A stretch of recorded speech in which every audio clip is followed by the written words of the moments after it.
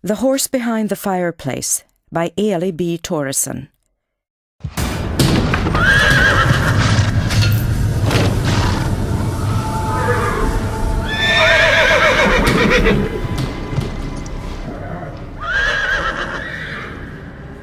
Frantic neighs echoed between the walls, and the horse dripped with sweat. The enemy surrounded him on all sides, but he had to stand his ground and overcome this frightening unknown which was steadily closing in on him. All of a sudden there was the sound of running footsteps and a voice shouting something. The horse whirled around and reared up on his hind legs in a final effort. The next moment, his hooves plunged down towards the obscure figure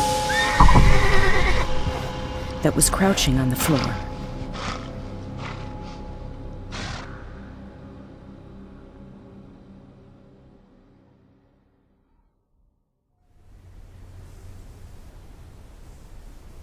Chapter 1. I hate this place, but it's kind of quaint and nice in its own way, don't you think? Lisa, Emma's mom, looked pleadingly at her. Emma looked around the old-fashioned living room where furniture and moving boxes were scattered on the worn and shabby pine floor. She pressed her lips together in a stubborn grimace. Quaint? How could anyone possibly think that this old dilapidated house way out in the middle of nowhere was quaint? She'd never seen anything more unquaint in her whole life. How could her parents do this to her? Emma felt a big lump in her throat. The thought of living here for a whole year, just she and her dad, was suddenly more than she could bear. It wouldn't have been so bad having her mom gone on the other side of the planet if Emma could have continued to live in the city. Then she could at least have gone to a regular school with all her friends around her like she was used to. 2 big, salty tears welled up in her eyes and trickled down her cheeks. "Oh, come on, Emma." Her dad's voice had an uncharacteristic reproachful tone. He was usually a patient man, but the strain and hassle of moving had apparently taken its toll on him, too. "Honestly, I think it's time for you to stop whining now. I understand that it's no fun moving away from your friends, but think about the possibilities you have here." Emma almost blurted out a sarcastic, "Oh yeah, the possibility to be bored to death." But she stopped herself in time. Continuing to complain could potentially make her parents go back on the promise they'd made to her, and that promise was all she had to look forward to now. She couldn't take that risk. "Sorry," she said instead, as she wiped her eyes. "I just can't feel happy right now." "Couldn't you change your mind, Mommy, and not go?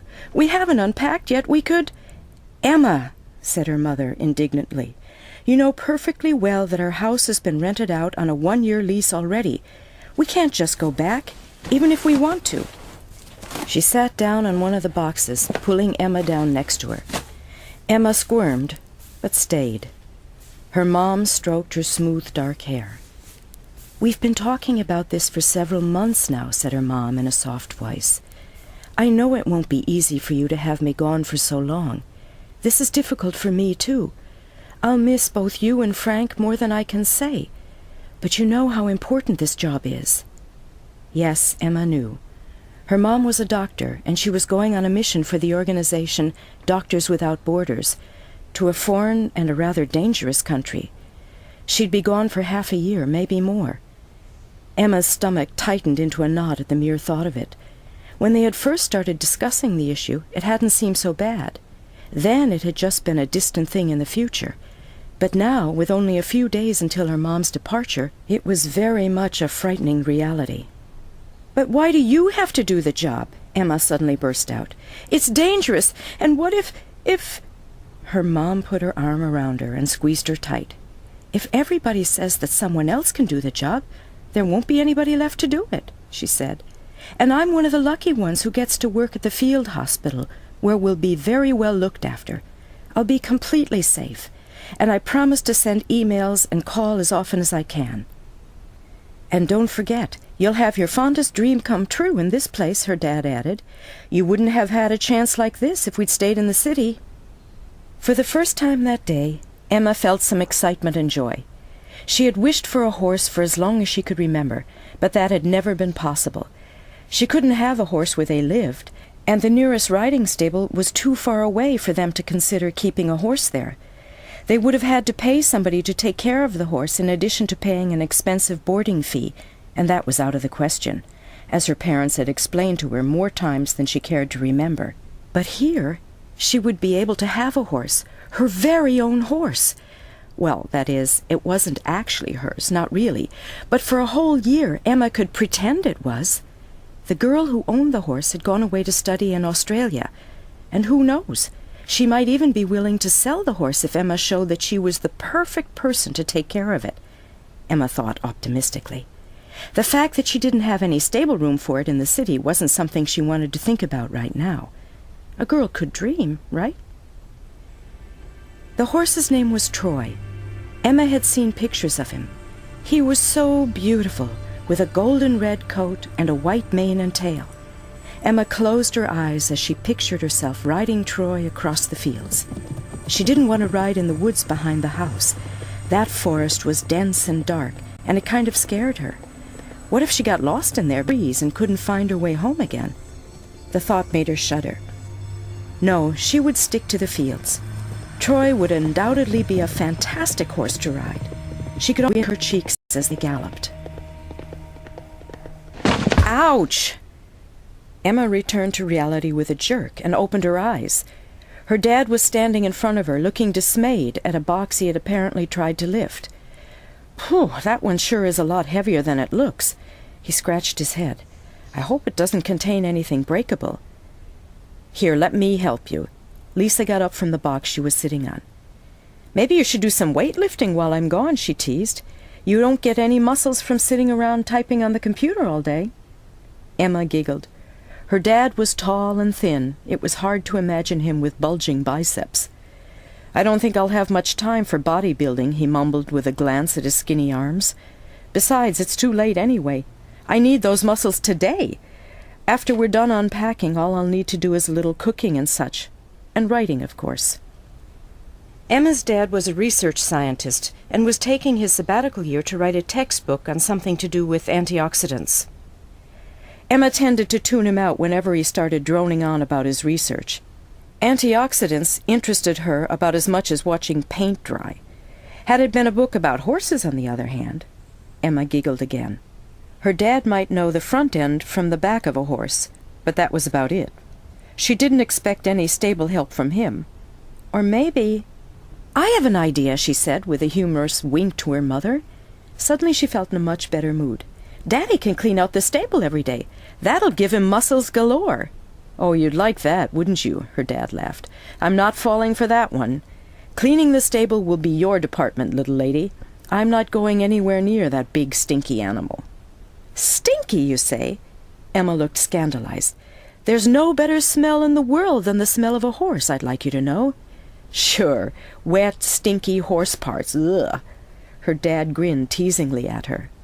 "Will you two stop it?" said Lisa, shaking her head. "Come on, we're going to work some muscle here, all three of us. We'd better get started carrying and unpacking, or there'll be no dinner around here." "We'll consider it if you promise to make tacos," said Emma and Frank in unison. Lisa laughed. "Fine, tacos it is. But get a move on then." While lying in bed in the new unfamiliar room, trying in vain to fall asleep, she felt lonely and sad. It was abnormally quiet outside. No sound of cars, people walking by and talking, or anything. How was she going to stand it here with no friends, no stores nearby? There may not even be a movie theater in this tiny town.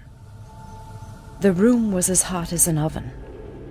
Emma looked around, confused. Where was she? What kind of a place was this? She was startled by the sudden sounds of a long neigh nearby, followed by hooves banging on the wall. The horse neighed again, but where was it? She couldn't see anything. It was as if a thick, suffocating fog filled the room. She had to find the horse before it was too late. Emma fumbled her way through the dark, and suddenly there it was, a rearing, threatening shadow that towered over her. Hooves flashing, Emma screamed in terror and woke up. Baffled, she looked around. Where was she? This wasn't home. Was the dream real? Emma sat up, her heart pounding hard. Then she gave a sigh of relief. She was in her room, in the old house. Emma took a deep breath of the fresh night air from the open window. It wasn't the slightest bit warm in the room, so why had she felt like she was suffocating from the heat in her dream? Strange, and scary in a way. But fortunately it was only a dream. Emma shuddered in the chilly room. She lay down again and pulled the covers tight around herself. Tomorrow afternoon, no, actually today, the father of the girl who owned Troy was going to deliver him here, and maybe she'd get to know some other girls who were into horseback riding. It would be nice to have a friend. But maybe nobody around here would be interested in getting to know her. They probably all had friends already. Only she was a new arrival and an outsider. She was already imagining standing by herself in the schoolyard while the others talked to each other.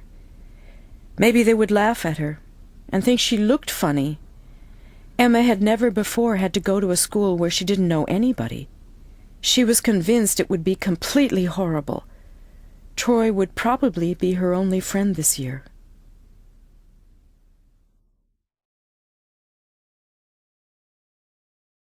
Chapter 2. The Most Wonderful Horse in the World. When Emma biked home from school the next day, she laughed at how unbelievably negative and pessimistic she'd been. Everybody in class had been really nice to her. The only drawback was that there didn't seem to be any other horse girls at the little school. That was too bad, but at least Emma didn't have to be lonely and left out as she had feared. Emma was in a good mood when she got home, but her joy vanished like magic when she saw her mom standing on the front porch.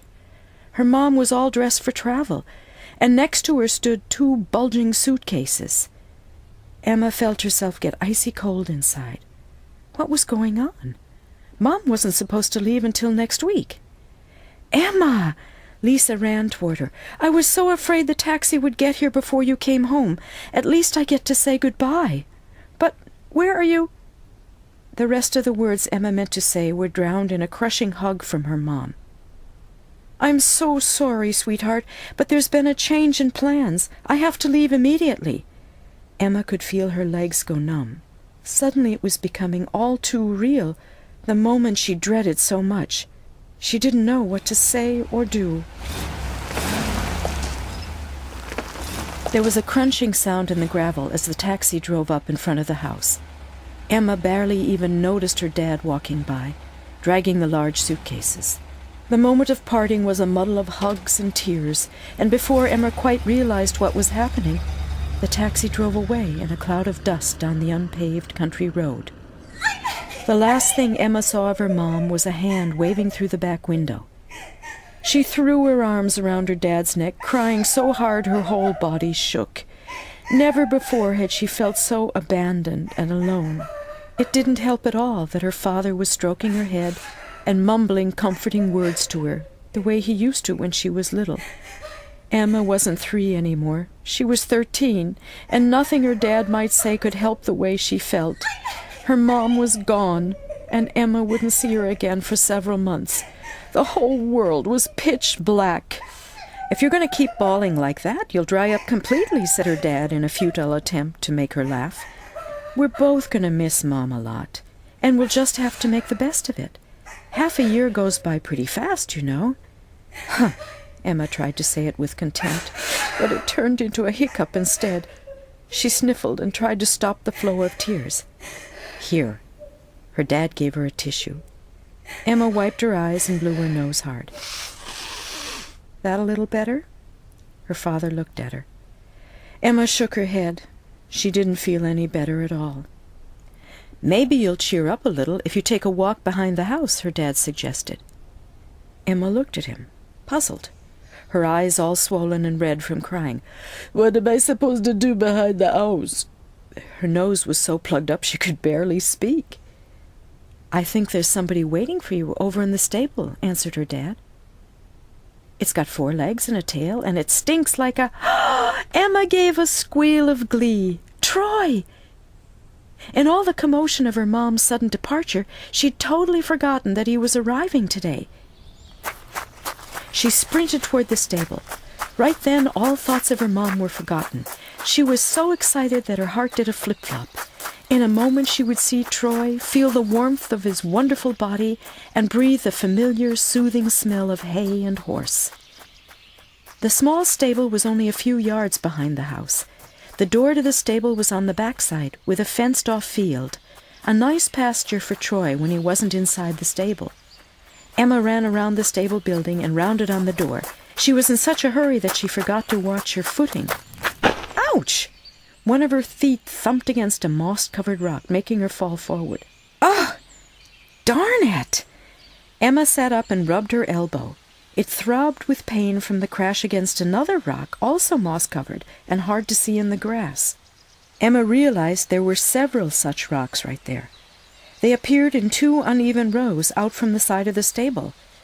Must be the remains of some old foundation wall, it occurred to Emma. Apparently there must have been a house there a long time ago.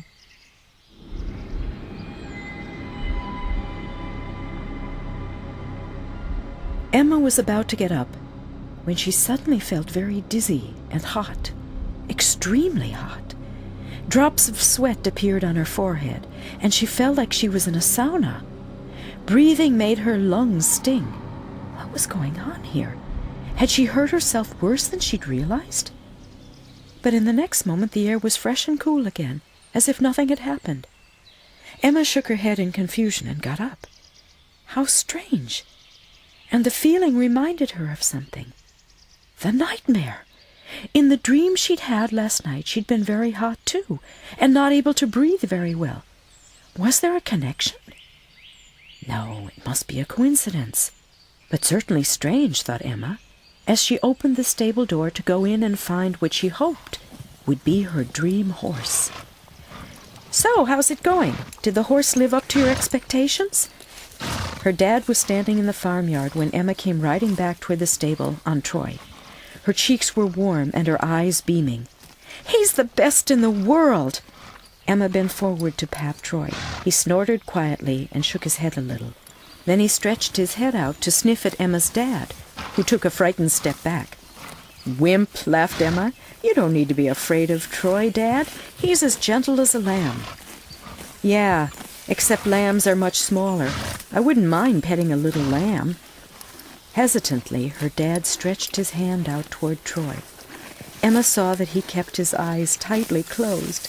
He looked like he halfway expected Troy to suddenly turn into a bloodthirsty shark and bite his arm off. She squelched a little giggle. Dad, who was practically never afraid of anything, was standing here trembling, scared of a gentle and peaceful horse. People sure are weird. How anybody could be afraid of the world's most wonderful and beautiful animal was beyond her. Troy rubbed his silky soft muzzle against Frank's hand and gave a little snort. Then he lowered his head and started munching on the fresh green grass. See? That wasn't so dangerous, was it? Emma looked teasingly at her dad. Frank gave a relieved smile. Boy, I'm glad horses aren't carnivores, he said. It's unbelievable that a little girl like you can manage to control such a large beast. He's not a beast. Emma was offended on Troy's behalf. He's absolutely gorgeous and kind and smart and... Her dad held his hands up. Okay, I give. He's smart and I'm a wimpy fool. Happy now? Emma smiled. You'll get used to him. You'll see. Just let me know if you'd like to ride him. I'd be happy to show you. Oh, thanks, but no thanks. Frank shuddered. I'll be perfectly happy admiring this wonder from a distance. He glanced at his wristwatch. I guess it's time to try and get some food together for us. Should we say dinner in an hour? Sounds good. I'm as hungry as 10 horses at least. Well then, I'll just throw a handful of oats on your plate. Maybe you can get the hay yourself. Funny. Emma turned to Troy. Come on, she said, let's get your saddle off, and then you can stay in the pasture and eat for a while. Would you like that? Troy looked at her with his dark, velvety eyes. What a gentle horse he was, and so beautiful. What if he could be hers someday? That would be so fantastic. But it wasn't very likely. Emma sighed and started opening the cinch. She'd better enjoy her time with Troy instead of giving in to hopeless dreams. But still, what if? Chapter 3. The Horse Behind the Fireplace. Emma was sitting on the couch by the fireplace. Crackling wood logs burned with a bright orange flame, giving off a nice heat and creating a homey feeling in the room. She was tired, and her entire body ached, but it was a good tired. The clatter of dishes in the kitchen told her that her dad had started cleaning up out there. There was no dishwasher in this old place, so they'd agreed to take turns doing the dishes. She glanced around the room. Now that all the furniture was in place, the living room didn't seem so unpleasant anymore. Quite the contrary, it was pretty cozy in here. Maybe it wouldn't be so bad to live here for a year after all. Just the thought of Troy and all the nice days they would spend together gave her a tingle of excitement inside. But I sure wish Mom weren't going to be away for so long, she thought with a quiet sigh, suddenly sensing that tears weren't far away. She swallowed irritably. Tears weren't going to help any. Her mom wouldn't come home any sooner if she sat here weeping all night. Maybe she should just go to bed. But she stayed where she was. It was so nice and warm here, and it gave her peace to look into the dancing flames. Emma gave a sudden start. What in the... Was she asleep, or was she awake? The fireplace, the sparkling fire, it had all vanished. Instead, Emma saw a rather dark, but still pleasant-looking stable with 3 stalls on each side of a narrow aisle. The stable was empty. No, wait, it wasn't. From the center stall on the left, a horse's head suddenly appeared above the door. It was a big bay horse with a powerful, good-looking head.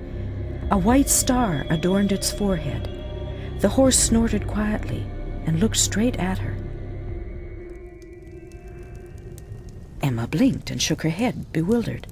The wooden log was burning as before in the fireplace. She must have dozed off. There was no other explanation. Of course there was no horse behind the fireplace. How could there be? "Hey, are you still up?" Her dad came into the room. "It was so quiet in here, I was sure you must have gone to bed."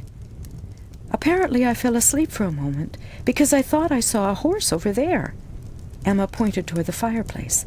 It was standing in a stable, a bay horse with a white star on its forehead, and it looked at me. Her dad laughed. "Well, obviously you're seeing horses all over the place," he said indulgently. "Isn't Troy enough for you?"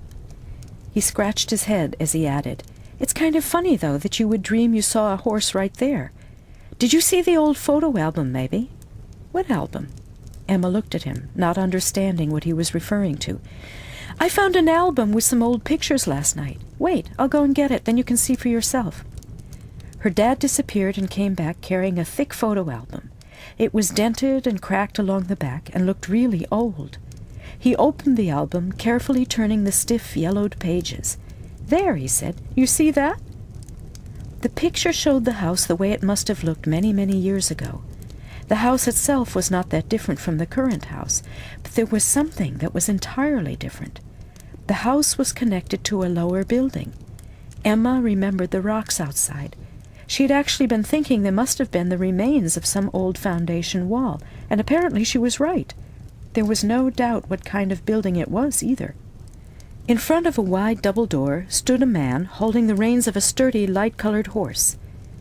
Next to him stood a girl with her hand on the shoulder of a big, much darker horse. She looked like she might be about Emma's age, with a kind of solemn and stubborn look on her face, as if she disliked being photographed. Emma felt an unpleasant shudder down her spine. Even though the picture was black and white, she was quite sure that the dark horse was bay. Its beautiful head with the white star was unmistakable. This was the horse she'd just seen a moment ago. The horse behind the fireplace. So there actually had been a stable right there, just the way she'd seen it. But how was that possible? How could she have known? She'd never been here before, and never seen the picture of the horse. "Emma? Emma, what is it? Emma, talk to me. You're not fainting, are you?" Her dad's worried voice sounded like it came from far away. Emma felt numb and strange throughout her whole body. The room was spinning around her, and she felt nauseated. Had she seen a ghost? The ghost of a horse? No, it wasn't possible. Emma didn't believe in ghosts, not at all. There had to be another explanation for this. Maybe she'd heard about the stable after all, but she couldn't remember it. Her parents had talked so much about this house before they decided to rent it for a year. Emma had tried to close her ears to all their talking because she didn't want to move, but obviously something must have sneaked past her ears anyway. And then she dreamt about this horse. Yes, that must be it. Emma took a deep breath and lifted her head. "I'm fine now," she said. "It was just that, for a moment, I almost thought I'd seen a ghost. The ghost of a horse." She tried to laugh it off, but her laughter didn't sound very natural. Her dad sat down beside her.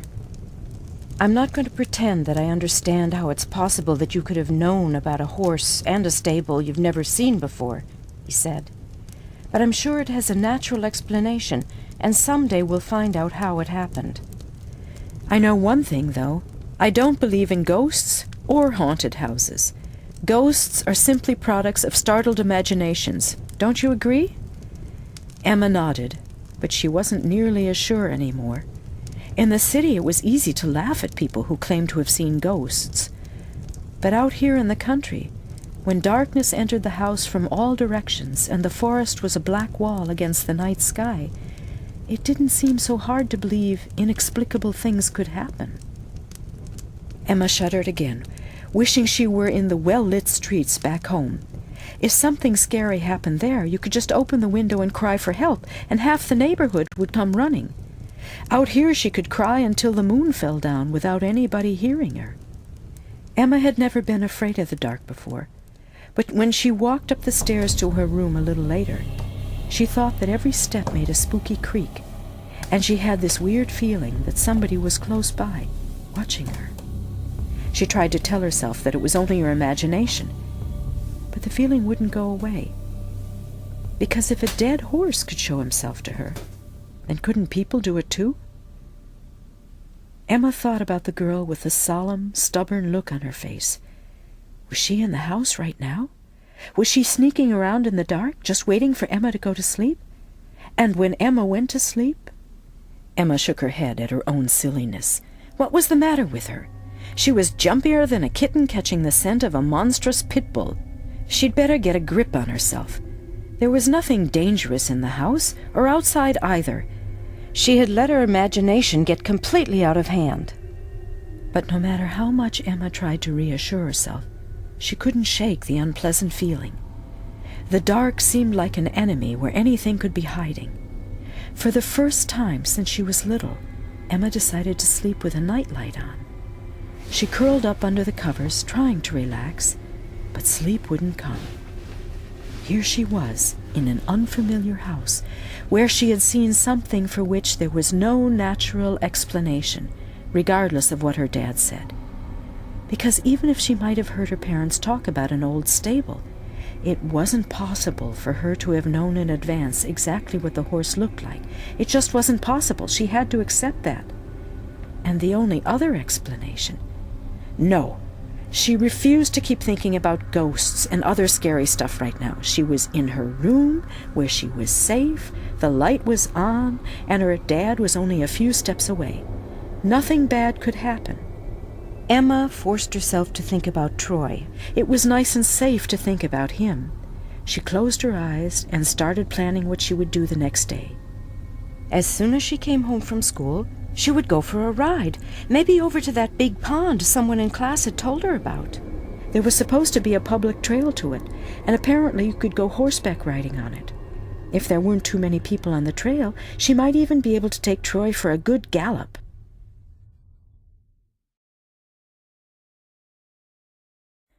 Chapter 4. In the Middle of a Nightmare. The horse reared up with a frantic neigh. Emma pressed her body toward the wall, trying to escape the menacing hooves. It was hard to breathe, and she was scared to death. Even though there was some light over in the corner, she couldn't see more than the contours of the horse. Something dark and woolen filled the stable, and it felt like it would suffocate her. And this unbearable heat! She had to get out of there, away from this horrible danger, which was surrounding her in here. But how could she get around the horse? It was blocking the way to the door. Then the enormous body rose up on its hind legs again, and for a moment, Emma could see the horse quite clearly. Its beautiful head, the white star on the forehead. Then the hooves shot out, down toward the girl crouching on the floor. Where did she come from? Who was she? Emma wanted to warn her, but not a sound came out of her mouth. From somewhere far away, she heard a voice calling, "Amelia, where are you?" Emma looked around in shock. What had happened? Was the dangerous horse still there? She scampered to get away, and then she realized she was lying on the floor in her own room. It was light outside. Emma crawled back into bed and squinted to see the alarm clock. 6:30. She pushed the alarm button before it had a chance to start ringing. What a horrible nightmare. As she shuffled into the bathroom to take a shower, Emma realized that the dream reminded her of the one she'd had the night before. She hadn't seen the horse properly then, but this time she had. It was the horse behind the fireplace. A real horse who had lived once, not just a fantasy horse she'd happened to dream about. Emma shuddered, even though it was nice and warm in the bathroom. What did this all mean? Why had she started having such awful dreams? Back home in the city, she never had nightmares. So why now? The oddest part of it was that she had dreamt about this horse even before it appeared in the fireplace, and before she'd seen a picture of it. The girl who'd been crouching on the floor, was that the girl in the picture? Emma suddenly felt quite sure that it was. Somebody had called her name. Was it her dad? Had he been trying to save her? Emma had a horrible feeling that he had been too late. Nobody could survive an attack like that. But why had it happened? Was the horse completely mad? No normal horse would attack the person who cared for it and gave it food. Had Emma dreamt about something that actually happened? She speculated about this while she hurried over to the stable to give Troy his breakfast and quickly clean his stall before biking to school. But if all this had actually happened, if the horse had killed, was it Amelia's voice that had called to her in the dream? And if the horse had killed Amelia, why in the world should she, Emma, have to relive it? Emma stopped short outside the stable door. A terrible thought occurred to her. Could ghosts harm anyone? What if the mad horse had been in Troy's stable last night? What if he... Just then, Emma heard a loud neigh from Troy. But it wasn't a neigh of panic. He was saying loud and clear that it was about time he got some food around here. Emma felt almost numb with relief. Troy was okay. Of course he was. She opened the stable door, and Troy greeted her excitedly. All right, I'll give you some food. Lots of food," Emma said with a laugh. She went over to him and stroked his muzzle. He snuffled her hands as if he was hoping to find some breakfast there. "You'd think you hadn't had any food for a week," said Emma, scratching him on the forehead, before she quickly got out some pellets and oats for him. "Here you go. Have this, and then I'll take you out in the pasture before I leave for school." Troy attacked the treats and chewed them down with a ferocious appetite.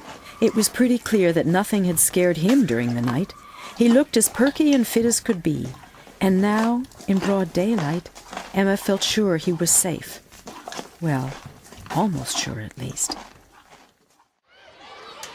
At school that day, Emma found it very hard to concentrate on her work. Her thoughts kept drifting back to the nightmare, and even if logic told her that it was only a bad dream and didn't mean anything, she had an increasingly strong feeling of danger. But what could be dangerous? Troy was outside in the pasture. The weather was nice. Why shouldn't he be safe? Emma closed her eyes and envisioned him walking around contentedly, nibbling on juicy tufts of grass. But what if Troy was no longer alone in the pasture? Suddenly she pictured a scene in her inner eye. Troy was walking beside a big bay horse with a white star on the forehead, blissfully ignorant that his new friend wasn't a friend at all, but a dangerous enemy. Emma tried to tell herself she was being ridiculous, but when her last class was over, she raced off to her bike with a quick "see you tomorrow" to her classmates. She pedaled as fast as she could and was sweaty and out of breath when she finally arrived home. Her dad came out to meet her on the front porch. "Hi," he said, smiling. "I'm supposed to say hi from Mom. She got there all right and has—" "Great," interrupted Emma, without even looking at him. She, who'd waited so impatiently for her mom to call, now barely even noticed what her dad said. "I'm just going to check on Troy. I'll be back in a minute," she called over her shoulder. "But don't you want to—" That's all he could say before Emma disappeared around the corner. Her heart beat hard and fast, both from fear as well as from the exertion of biking so hard. She ran toward the pasture and almost collapsed with relief. There was Troy, by himself, just as he had been this morning. He waved away a fly with his tail and looked like he was half asleep. How cute he was! Emma felt a lump in her throat and had to fight back a few tears. She'd been so afraid, so deathly afraid. But why on earth had she? Troy hadn't been in any danger at all. She'd worked herself into a frenzy over nothing, just because of some stupid dreams. Emma couldn't believe how silly she'd been. People say it's so relaxing to live in the country, but she was apparently about to have a nervous breakdown or something. She'd better get herself together. Nothing bad had happened, and nothing was going to happen either. It was as simple as that. Emma hurried inside to eat. Afterwards, she'd go for a ride on Troy. Her dad was somewhat upset because the power had gone out twice, for no apparent reason. "I lost 2 pages of my manuscript," he said. "It's pretty frustrating to have to type it all over again." 2 pages isn't that bad, is it? Emma couldn't quite see what the big deal was. But why is the power coming and going like that? I thought that kind of thing only happened during thunderstorms. "I don't really know," said her dad. "I guess if the problem continues, I'd better call for someone to come and check it out. It wouldn't do at all if we ended up sitting here in a cold, dark house in the middle of winter." "Well, at least we wouldn't have to freeze," said Emma. "There's always wood, so at least we could light the fireplace." As she said it, she felt a chill creep up her spine. She threw a quick glance at the fireplace, as if she halfway expected to see something scary there. But all that was in the fireplace was ash from the logs they'd burned the night before. Emma tried to laugh at herself. Wasn't she the one who just decided there wasn't anything scary going on at all? And here she was, afraid of looking at the fireplace? She really needed to pull herself together. "Tell me about Mom," she said quickly, sitting down next to her dad. "Did she have a good trip? What's the village like, where she'll be staying? Has she started working yet?"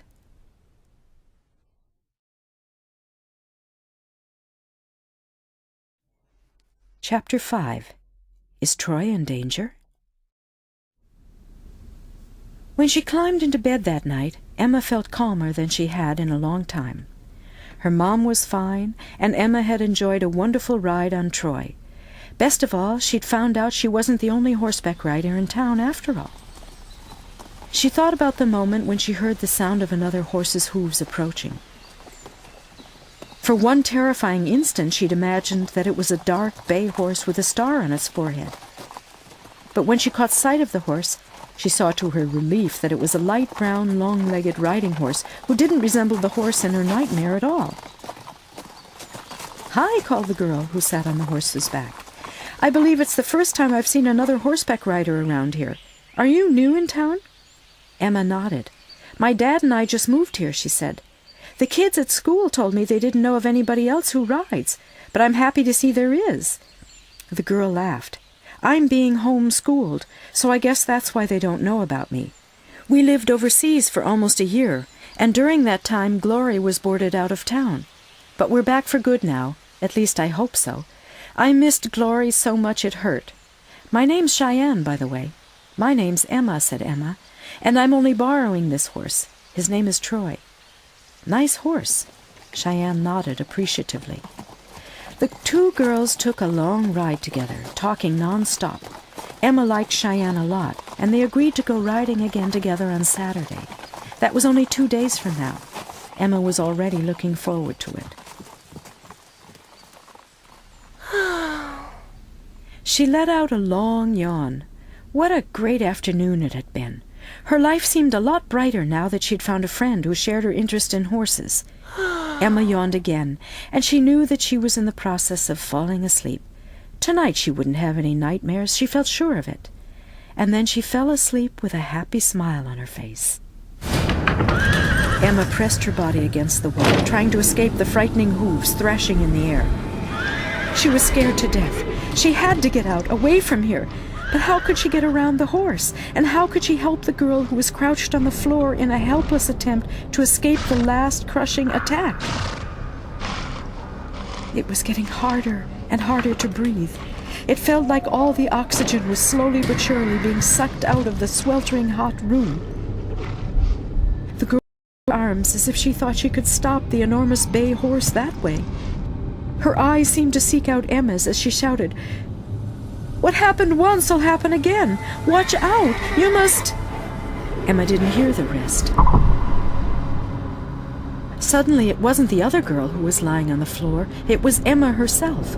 The old stable had disappeared. She was in the new stable, and the horse was no longer a dark bay. "Troy!" whispered Emma, terrified. "No, you can't! Don't! No!" Like in a fog far, far away, she heard a voice shouting, "Emma, can you hear me? What's wrong with you? Emma, do you hear me?" A hand shook her shoulder, and she jumped up with a scream of terror. "Emma, honey, what is it? Did you have a bad dream?" For a moment the nightmare was still with her, but then Emma recognized her dad's face in the dark room. She fell back on the pillows, letting out a gasp of relief. It had only been a dream, a terrifying dream. "Please turn on the light," she mumbled, remembering vaguely that she'd left the nightlight on when she went to sleep. Maybe her dad had turned it off. "Sorry, the power is out again," said her dad, as he laid his hand on hers. It felt safe and warm. Emma realized she was shaking, even though it was nice and warm under the covers. Her dream had been so horribly real. She still felt like she could feel the suffocating feeling from the intense heat. "Tell me about your dream," said her dad, as he sat down on the edge of the bed. "It must have been a pretty bad nightmare, the way you screamed. It sounded like you were being attacked by a bunch of wild hippos or something." "Oh, Daddy, hippos!" Emma had to smile. She felt a little better. But while she told her dad about the nightmare, her feeling of fear came back. Her dad tried to reassure her that a dream is only a dream, no matter how scary it might be. But somehow she felt like this was more than a normal nightmare. That girl, Amelia, had tried to warn her about something. Emma thought about Troy's hooves hitting her. Would it happen for real? Troy, who was so kind and beautiful. Even though she'd only had him for a few days, she felt like she already knew him well enough to say she couldn't imagine him ever attacking anybody. Then why had she dreamt it? A scary thought occurred to her. What if the bay ghost horse somehow could bewitch Troy and make him become evil enough to attack her? What if he was out there in the stable right now, transferring his own evil into Troy?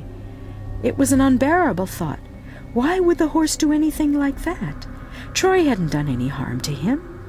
But of course that made no difference at all. Maybe he hated the thought of another horse living in his stable, even if it wasn't the same stable. Not really, but in the same spot, or close enough anyway. "I'll stay with you until you go back to sleep," her dad's voice interrupted Emma's frightened and confused thoughts. He stroked her hair. "Close your eyes. Tomorrow, when the sun is shining, everything will look different." Emma tried to relax and think about other things. The ride she and Cheyenne would be taking together. It would be so nice to have a friend who was also crazy about horses. Maybe they could build a riding ring together, make some little jumps, paint them with pretty colors. Her great plans dissolved and disappeared into nothing. Emma was asleep.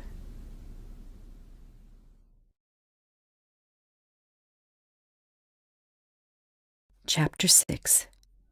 Bad Weather Coming. The next day Emma didn't feel very well. She felt sick to her stomach, and her body trembled and felt strange, as if she'd really been in the old stable and not just dreamt about it. Her dad saw how pale she was and suggested that she stay home from school. Emma didn't need any convincing. She had no desire to leave Troy. Even though she kept trying to tell herself that everything was fine now, in broad daylight, with Troy outside in the pasture, she had this cold, creepy feeling down her spine, as if something horrible could happen at any time. But if the dream was true, then it was the stable that was dangerous, not the pasture. It was inside the stable that the bay horse had attacked, and Troy had done the same, in his own stable. Emma decided to try to find out more about the bay horse and Amelia. Had the horse killed Emma suspected? She knew that her dad had read some of the old story about the ranch before they decided to move here.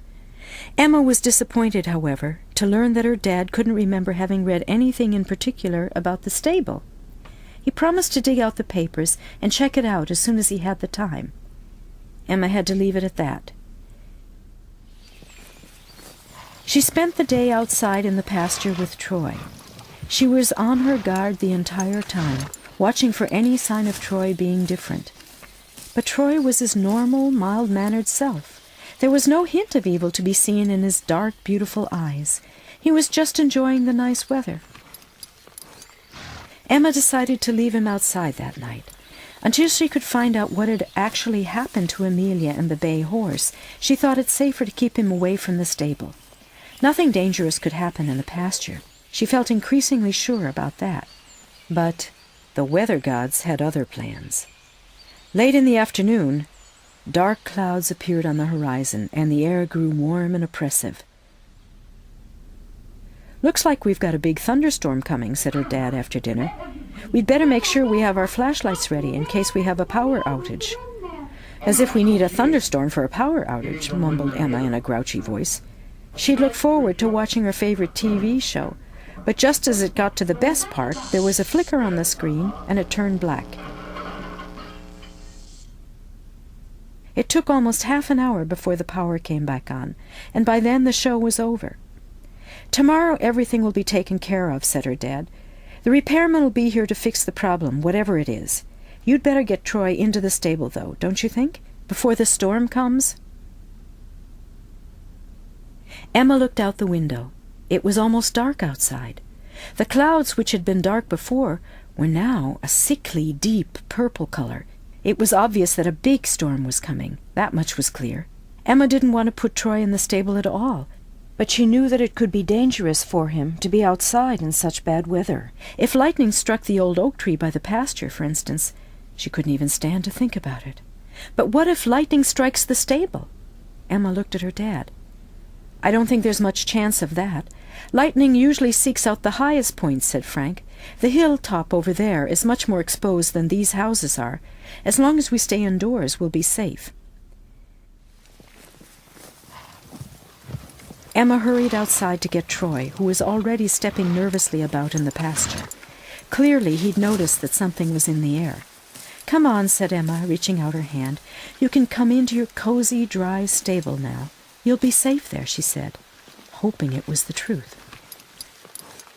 Quickly she filled Troy's hay net and made sure the automatic water bowl worked. She was just about to say good night to her horse and go inside when the first bolt of lightning shot across the sky. Troy jerked uneasily as the thunder rumbled in the distance. Emma looked at him. If he was this nervous now, then how would he be when the storm came closer? What if he panicked and hurt himself? She couldn't leave him alone in the stable. Emma ran inside to tell her dad that she was going to stay with Troy until the storm was over. "I'll come with you," he said, grabbing a flashlight. "I don't want you to be out there by yourself." Emma was relieved. She had dreaded being in the stable alone, because what if the dream was true? What if Troy actually did attack her, as he had done in the dream? But nothing bad could happen as long as her dad was there, could it?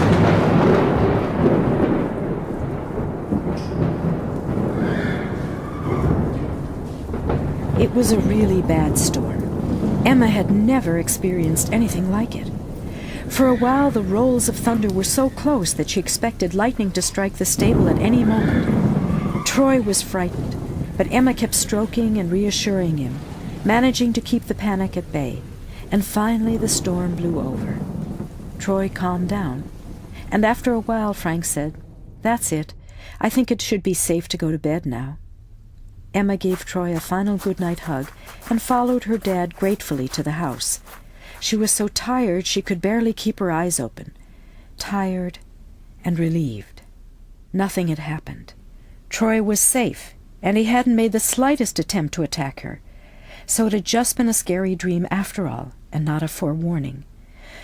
Oh, how wonderful! Deep down in Emma's subconscious, a little voice was trying to say to her, "Watch out! It isn't over yet." She was so exhausted she didn't register the voice. She plopped into bed and fell asleep instantly.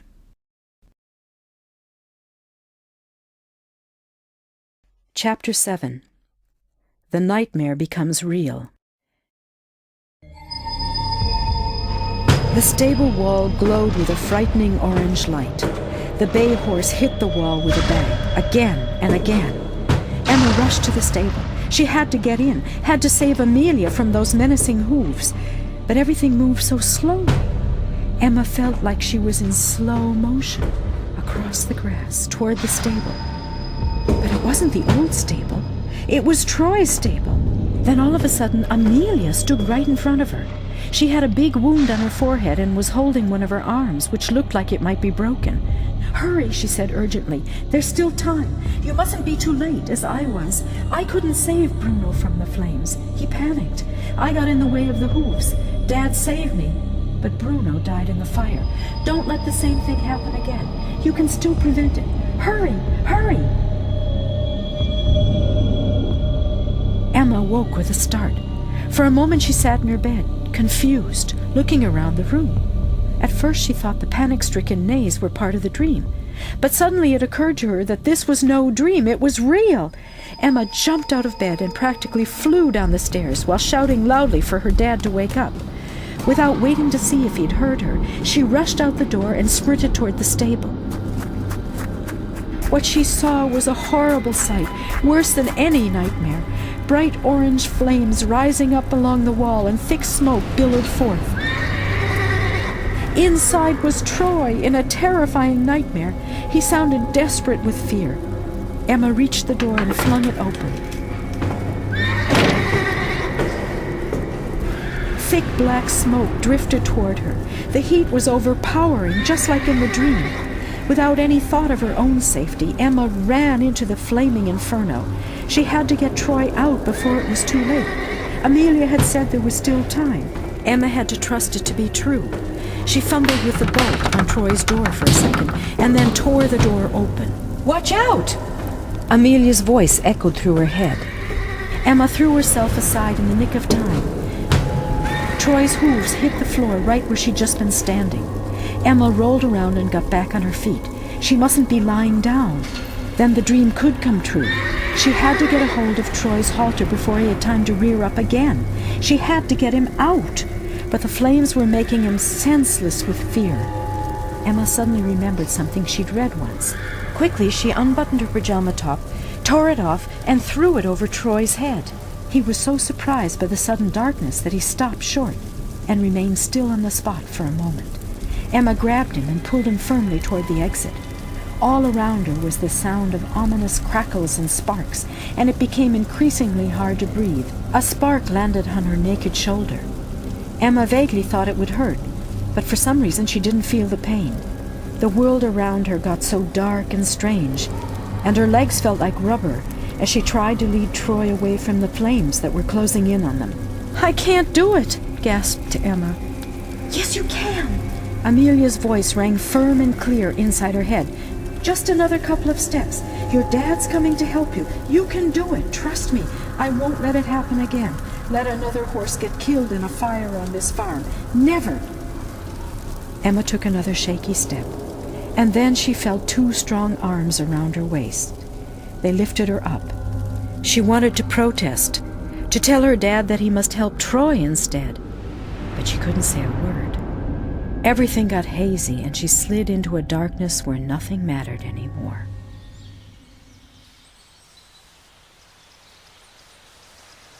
I've never been so scared in my life. Frank looked at Emma with tears in his eyes. It was the day after the fire. They were standing by the pasture looking at Troy, who walked around peacefully and contentedly, biting off tufts of grass. Nobody could tell by looking at him that he'd just been seconds away from getting killed in a fire. Emma shuddered and felt the sting from the burn on her shoulder. The doctor, who had arrived along with the firefighters, had cleaned the wound and put a soothing ointment and bandage on it. Except for the wound and a few burned hairs, Emma was as whole as Troy. You couldn't possibly have been more afraid than I was. Emma trembled at the thought of what a close call it had been. Half a minute later, and she threw a glance back at what had been the stable. All that was left was a stinky black ruin. And Troy could have been lying inside that ruin, had it not been for Amelia. Emma felt tears welling up in her eyes. Her dad put his arms around her and gave her a hug. "I had it all wrong," said Emma with a sob towards his shoulder. "I thought Bruno was evil and attacked Amelia on purpose, but he was just scared senseless because of the fire, and she was knocked unconscious and couldn't save him." But now she was able to save Troy. Is that what you're trying to tell me? Frank shuddered. Of course Amelia hadn't really been there. Frank didn't believe in ghosts. But still, something strange had happened, and he had to admit that. Emma nodded, letting out a trembling gasp. "That's why I had those nightmares. She was trying to warn me. Some way or other she must have known about the storm, but I still don't understand it. After all, the storm blew over. I thought—" "It wasn't the storm that started the fire," interrupted Frank. "It was an electrical fault in the wiring. At least that's what the firemen thought. I figured there had to be a fault in the house, since the power came and went like that, but apparently it was in the stable." Frank stroked Emma's hair. "The house and the stable must have had some shared electrical circuits. I didn't know. I had no idea those power outages could be dangerous. I just thought they were irritating." He clearly felt bad about it. But fortunately it ended well. Emma looked up at him with a smile. "Troy's all right, and I assume the stable can be rebuilt, can't it?" Frank nodded and gave his daughter a big bear hug that made her whimper. He quickly let go of her. "I'm sorry," he said. "I forgot you're an injured heroine." Emma giggled. "I'm not the hero here," she said. "That honor belongs to Amelia. Without her, Troy wouldn't be standing here healthy and sound. I have a lot to thank her for." "So you do," said Frank, with a tolerant smile. Emma would soon enough come to see that the nightmares and the fire were coincidences that had nothing to do with each other, he thought. Suddenly he gave a start. What was that? He was sure he saw a girl and a dark brown horse running side by side over by the edge of the woods. The girl smiled and waved at him. He blinked, but they were still there. He shook his head and blinked again. This time they were gone. Frank felt relief. It must just have been an illusion. He decided not to mention to anyone what he thought he had seen, because ghosts don't exist. Everyone knows that, right?